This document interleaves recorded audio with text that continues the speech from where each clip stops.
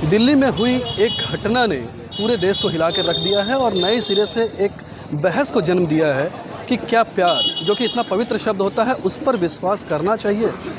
जिस तरीके से ये जघन्य घटना हुई है और दो लोग जो कि मुंबई से आते हैं और दिल्ली में रहते हैं, साथ में रहते हैं, प्यार करते हैं एक दूसरे से।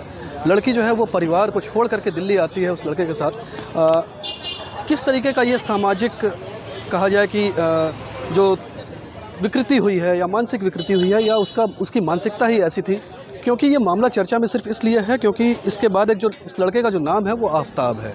और निश्चित तौर पे अगर गैर धर्म के शादी की बात होती है तो चर्चा इस पे ज़रूर होती है। और ऐसे ही हम लोग आ गए हैं काशी हिंदू विश्वविद्यालय के आर्ट्स फैकल्टी के बाहर और यहाँ कुछ छात्र खड़े हैं। इनसे हम जानने की कोशिश करेंगे कि आखिर इस घटना को वो लोग किस रूप में देखते हैं। क्या नाम है आपका? मेरा नाम पतंजलि है, मैं शोध छात्र हूँ। पतंजलि जी, दिल्ली में एक घटना हुई है। सबसे पहले तो आप मुझे बताइए कि एक मानवीय दृष्टिकोण से आप इस घटना को कैसे देखते हैं? देखिए, बहुत ही नृशंस घटना है और एक बहुत पुराना गीत है कि न उम्र की सीमा हो न जन्मों का हो बंधन, जब प्यार करे कोई तो देखे केवल मन। तो उसमें मन के साथ एक और चीज़ जोड़ लेनी चाहिए, एक शब्द और जोड़ लेना चाहिए कि जब प्यार करे कोई तो देखे केवल मन और मजहब, दोनों देखने की ज़रूरत है। ये पहली घटना नहीं है। लगातार आप ट्रेंड देखेंगे कि जो है अंतर्धार्मिक विवाह, लव जिहाद को बढ़ावा देते हुए एक तरीके से जो है ये जानबूझ के किए जा रहे हैं। और आज सुप्रीम कोर्ट ने भी कल जो है इस पे जो है PIL दाखिल हुई थी, उस पर भी गहरी चिंता गहरी चिंता दर्शाई है कि जो जबरन धर्मांतरण कराया जा रहा है, ये एक टेंडेंसी है और ये मजहबी विकृति है जो लगातार की जा रही है। और उसमें क्या हो रहा है कि जब लड़कियां दबाव बना रही हैं लड़के के ऊपर कि ये मजहब चेंज नहीं करेंगी या वो शादी जो है कि करे, तब जो है वो किसी को बोरिया में फेंक दे रहे हैं, कभी किसी को सूटकेस में बंद करके फेंक। ये पहली घटना नहीं है, ये लगातार ये टेंडेंसी बनी हुई है। आपका क्या नाम है? देखिए, सबसे पहले तो हम अपने परिवार से ही शुरू करते हैं। हमारे परिवार के, हमारे समाज की जो बच्चियां, सबसे पहले तो उनको बताना जरूर है कि परिवार क्या है, पहले के हमारी पुरानी संस्कृति क्या है।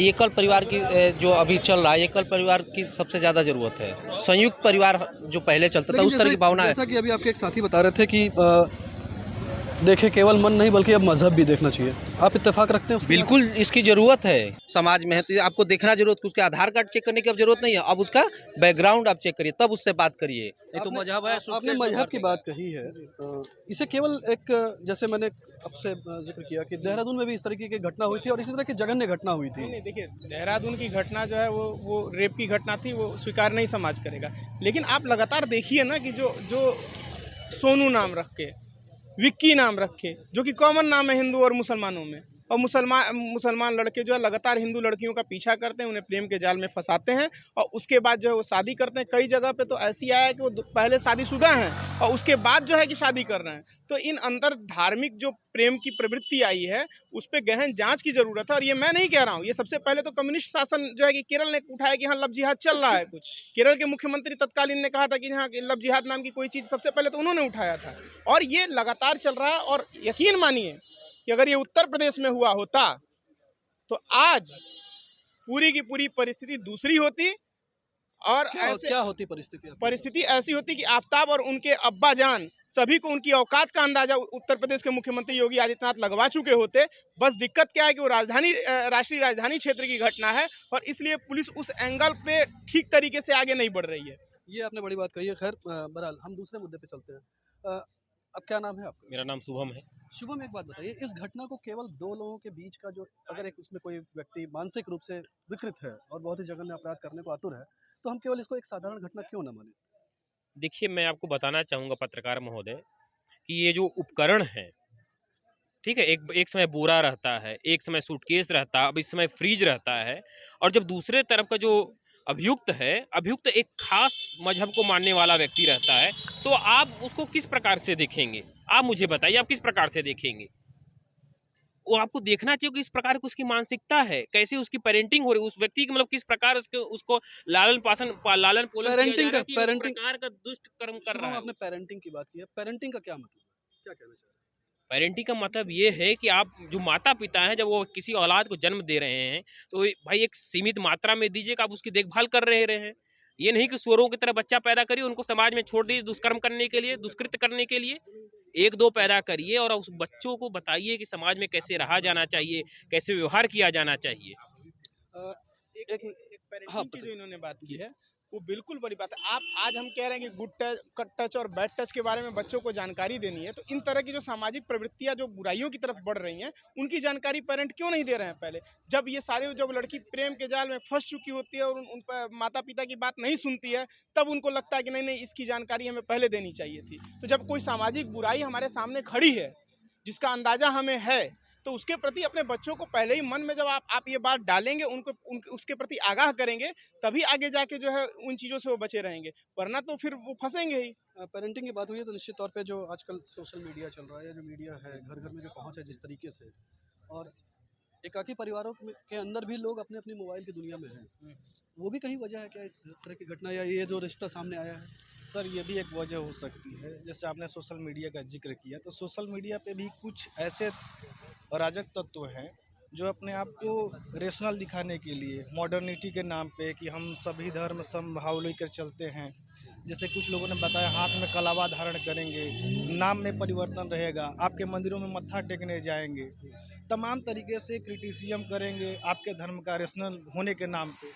और जो हिंदू लड़कियां हैं खास करके, मैं उनको भी कहूँगा कि कुछ संस्कार जो है ख़राब नहीं होते, थोड़ा ऑब्जर्वेशन की ज़रूरत है आपको, कुछ विश्लेषण करने की ज़रूरत है। संक्रमण काल का दौर चल रहा है खास करके हिंदू लड़कियों के लिए, बड़े लेवल पे ये सब षड्यंत्र चल रहा है, उनको अवेयर होना चाहिए। और इसमें सोशल मीडिया में आप किन चीज़ों को देखते हैं और कैसे आपको इम्पैक्ट करता है, इस पर थोड़ा ध्यान देने की ज़रूरत है, और मेरा ये मानना है।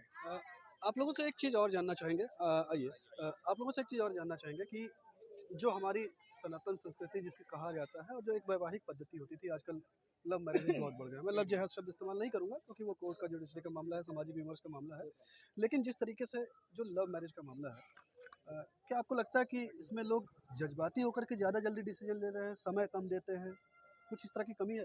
देखिए, जो एक नहीं होती, एक किसी मनुष्य की ज़रूरत होती है, शारीरिक ज़रूरत जो होती है, तो कभी कभी जब शारीरिक ज़रूरत के उसमें ना निर्लिप्त मतलब उसमें होने के लिए कभी कभी लोग अंधे हो जाते हैं, और अंधे में ऊंच नीच अच्छा बुरा नहीं सोच पाते हैं। एक समय के पश्चात जब उनको वो समझ में आता है, तब तक उस दलदल में वो घिस चुके होते हैं, और कुछ लोग जब बाहर निकलने की कोशिश करते हैं तो उनका हाल उस श्रद्धा जैसी लड़की की तरह होता है। गुरु जी, आप आए हैं, आपका क्या नाम है? जी, मेरा नाम वैभव है। वैभव, इस पूरे दिल्ली वाली घटना को आप कैसे देखते हैं? सर, कौन सी दिल्ली वाली घटना? गाजियाबाद में भी से एक घटना हुई है जिसमें लड़की को लड़के ने मार दिया है। कौन सी घटना? जो गाजियाबाद? दिल्ली में श्रद्धा वो तो एनसीआर में 2 घटनाएं हुई हैं ना। तो मैं दिल्ली वाली घटना के बारे में पूछ रहा हूँ। अच्छा। जो श्रद्धा मदान के साथ हुआ है, अच्छा। 35 टुकड़ों में उसको काटा गया है, जी, लड़के का नाम आफ्ताब है। अरे ये तो निशंस घटना है, काटा गया है, लेकिन 2 घटनाएं हुई ना सर। तो आप दोनों घटनाओं पे बताइए। जी, अगर दोनों घटनाएं प्यार समान का रूप से- मामला था। एक में आप मजहब कह रहे हैं, एक में मजहब नहीं कह रहे हैं, क्योंकि वो हिंदू लड़का मार दिया तो वो जायज़ है, मार दिया। अब मुस्लिम मार दिया तो आप उसको कह रहे हैं कि लव जिहादी था, क्या था, कैसे था? प्यार का आप मजहब ढूंढ रहे हैं। देखिए, दो विचार आ गए। एक तरफ आपने मन के साथ मजहब की बात कही थी, लेकिन एक दूसरी घटना का भी जिक्र कर रहे हैं।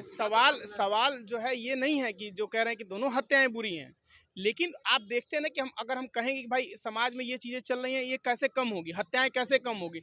10 तरह की अगर चीज़ें आ रही हैं, 10 तरह के जो वर्गीकरण होंगे, उसमें एक ये वर्गीकरण है और ये एक अलग वर्गीकरण है, ठीक है? ये लव जिहाद, ये देश की सच्चाई है, इससे कौन इनकार करेगा? सुप्रीम कोर्ट कल जो है कि कह रहा है कि जो जबरन धर्मांतरण तरह तरह की जो है प्रलोभन देके कराया जा रहा है, सुप्रीम कोर्ट ने कल स्वीकार किया है ये बात।